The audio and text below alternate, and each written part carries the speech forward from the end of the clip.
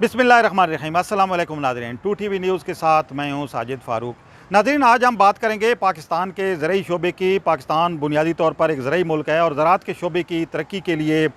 جو ماضی میں ہم دیکھ رہے ہیں کہ مختلف حکومتیں اعلانات تو کرتی رہی ہیں اور اس سلسلے میں اس شعبے میں خود کفالت کے اصول کی بھی بات کرتی رہی، کہ عملی طور پر ہمیں جو ہے وہ اس سلسلے میں حکومتوں کی، سابق حکومتوں کی کوئی جو ہے وہ کارروائیاں نظر نہیں آتی۔ یہی وجہ ہے کہ پاکستان جو ہے وہ زرعی ملک ہونے کے باوجود جو ہے زرعی مصنوعات جو ہے وہ امپورٹ کرنے پہ جو ہے وہ مجبور رہا ہے، اور اس سے ہمارا قیمتی زر مبادلہ بھی جو ہے وہ ضائع ہوتا رہا ہے۔ اس سلسلے میں تفصیل کے ساتھ بات کریں گے، لیکن پہلے میں گزارش کروں گا کہ ہمارے چینل کو لائک کیجئے، شیئر کیجئے اور سبسکرائب کیجئے تاکہ ہماری آنے والی جو ویڈیوز ہیں وہ آپ تک بروقت پہنچتی رہیں۔ بسم اللہ الرحمن الرحیم۔ السلام علیکم ناظرین، 2TV نیوز کے ساتھ میں ہوں ساجد فاروق۔ ناظرین، پاکستان بنیادی طور پر زرعی ملک ہے اور زراعت سے جو لوگ جن کا انحصار ہے وہ تقریباً 70% سے زائد ہیں، اور یہی 70% جو لوگ ہیں وہ پورے پاکستان کی جو 22 کروڑ آبادی ہے وہ اس کے لیے جو خوراک ہے اس کا انتظام کرتے ہیں، خوراک کی فراہمی کا یہ ذریعہ ہیں۔ لیکن ہم دیکھ رہے ہیں کہ پاکستان کے جو کاشتکار ہیں، جو کسان ہیں، جو دن بھر جو کھیتوں میں ملک کی جو دیگر لوگ ہیں، جو عوام ہیں، ان کی خوراک کے لیے اپنا خون پسینہ بہاتے ہیں، جدوجہد کرتے ہیں، اپنا سکون برباد کرتے ہیں، وہ ان کو جو اپنی فصل ہے اس کا پورا معاوضہ نہیں ملتا۔ اور یہی وجہ ہے کہ ہم دیکھ رہے ہیں کہ جو مختلف فصلیں ہیں، جس طرح کہ گندم ہے، کپاس ہے، چاول ہے یا دیگر جو بڑی فصلیں ہیں، ان کی پیداوار مسلسل ملک میں جو ہے وہ کم ہوتی رہی ہے، اور پچھلے خاص طور پر 10-15 سال کی اگر ہم بات کریں تو یہ جو فصلیں ہیں ان کی پیداوار میں ریکارڈ کمی آئی ہے۔ اور پاکستان جیسا ملک جو زرعی ملک ہے، جہاں پہ اللہ تعالیٰ نے ہر چیز کی سہولت دے رکھی ہے، اللہ تعالیٰ نے ہمیں جو ہے وہ 12 موسم دیے ہیں، مختلف جو علاقے ہیں وہاں پہ مختلف فصلیں پیدا ہوتی ہیں، اور یہ فصلیں جو ہیں نہ صرف ہماری ملک کی آبادی کی جو ضروریات ہیں وہ پورا کر سکتی ہیں، بلکہ ہم ایکسپورٹ کر کے قیمتی زر مبادلہ بھی کما سکتے ہیں۔ لیکن بدقسمتی کی بات یہ ہے کہ جو سابقہ حکومتیں ہیں انہوں نے اس طرف توجہ نہیں دی۔ پاکستان کو زرعی ملک کا جو راگ ہے وہ ہمیشہ لاپا جاتا رہا ہے۔ ہر حکومت یہ کہتی رہی ہے کہ کاشتکاروں کی فلاح و بہبود کے لیے ہم اقدامات کر رہے ہیں، لیکن عملی طور پر کچھ نظر نہیں آتا۔ وہی پرانے طریقے نامے نظر آتے ہیں فصلوں کی کاشت کے لیے، زراعت کی حوالے سے، اور یہی چیز ہے کہ ہم دیکھتے ہیں کہ ہماری پیداوار جو ہے وہ نہیں بڑھتی۔ اب ہم پچھلے حکومت جب سے یہ برسر اقتدار آئی ہے اس کے بعد سے وزیر اعظم عمران خان نے اعلانات کیے مختلف مواقع پہ کہ ہم جو کاشتکار ہیں ان کی فلاح و بہبود کے لیے اقدامات کر رہے ہیں، اس کے لیے ہم جو ہے وہ جدید ٹیکنالوجی لائیں گے، اور زراعت کے پر جو انحصار ہے ہماری آبادی کا، اس انحصار کو اب مزید جو ہے وہ آگے بڑھانے کے لیے اور خاص طور پر زرعی پیداوار بڑھانے کے لیے جو ہے وہ اقدامات کیے جائیں گے۔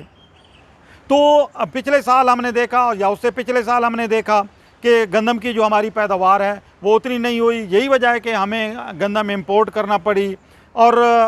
جو ملک کی ضرورت ہے وہ بھی پوری نہیں ہوئی۔ ایکسپورٹ کرنے کا تو سوال ہی پیدا نہیں ہوتا تھا۔ لیکن یہ جو پالیسیاں ہوتی ہیں مختلف ادارے یا حکومتوں کی سطح پر جو بنتی ہیں، اگر وہ پالیسیاں مؤثر ہوں اور ان میں کاشتکاروں کی یا وہ لوگ جو ان کے متعلقہ ہیں، جس طرح کے سٹیک ہولڈرز ہیں، اگر ان کی فلاح و بہبود کا اور انہیں سہولیات فراہم کرنے کا خیال رکھا جائے، تبھی جو ہے یہ پالیسیاں کامیاب ہو سکتی ہیں اور ان کی حوصلہ افزائی ہوگی تو وہ فصلیں کاشت کریں گی۔ اگر کاٹن کی ہم بات کریں تو ہمارے ملک میں کاٹن، جو کبھی پاکستان کاٹن میں خود کفیل ہوا کرتا تھا، اب اس کی پیداوار مسلسل کم ہوتی جا رہی ہے، اور اس کی وجہ یہ ہے کہ کسانوں کو وہ سہولیات نہیں دی گئیں جو انہیں دی جانے چاہیے تھیں۔ یہی وجہ ہے کہ کاٹن کے علاقوں میں اب ہم دیکھتے ہیں کہ وہاں پہ شوگر انڈسٹریز لگی ہوئی ہیں، اور وہاں پہ کاشتکار جو ہیں وہ کپاس کی بجائے دیگر فصلوں کی طرف اب چلے گئے ہیں، وہاں پہ وہ اپنی جو دیگر فصلیں ہیں وہ کاشت کر رہے ہیں۔ اس سال ہم نے دیکھا کہ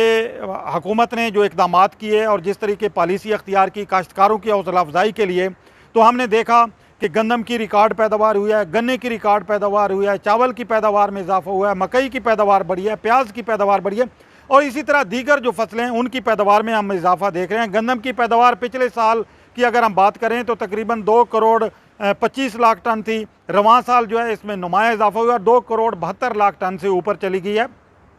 इसी तरह चावल है या दीगर जो फसलें हैं उनकी पैदावार भी बढ़ी है। गन्ने के जो काश्तकार हैं, हुकूमत ने उनके लिए जो इस मरतबा जो बड़ा फ़ैसला किया और उनकी जो फसल है उसका पहले मुआवजा नहीं मिलता था। शुगर इंडस्ट्रीज़ उनका जो इस्तेसाल करती थी, मौजूदा हुकूमत ने इस अमर को यकीनी बनाया कि एक तो जो सरकारी रेट है उसके मुताबिक काश्तकारों को उनकी फसल का मुआवजा दिया जाए, और दूसरा ये जो रकम है, ये जो मुआवजा है उनका बर वक्त मिले। यही वजह है कि रवां साल काश्तकार, गन्ने के काश्तकार बहुत खुश हैं। और 73 साल में हमने पहली मरतबा देखा है कि 73 साल में किसी हुकूमत ने पहली मरतबा काश्तकारों के मफादात का ख्याल रखा है और काश्तकार इससे बहुत खुश हैं। 80 से 90 अरब रुपए जो काश्तकारों के वो शुगर इंडस्ट्रीज से जो मुंसलिक लोग थे उनकी जेबों में चले जाते थे, अब वो इस मरतबा काश्तकारों को मिले हैं। वज़ीर-ए-आज़म इमरान खान की मुलाकात भी हुई है किसानों से, किसान नुमाइंदों से वज़ीर-ए-आज़म हाउस में, और इस मौके पर उन्होंने किसान नुमाइंदों की जो शिकायत हैं, उनकी जो तजावीज़ हैं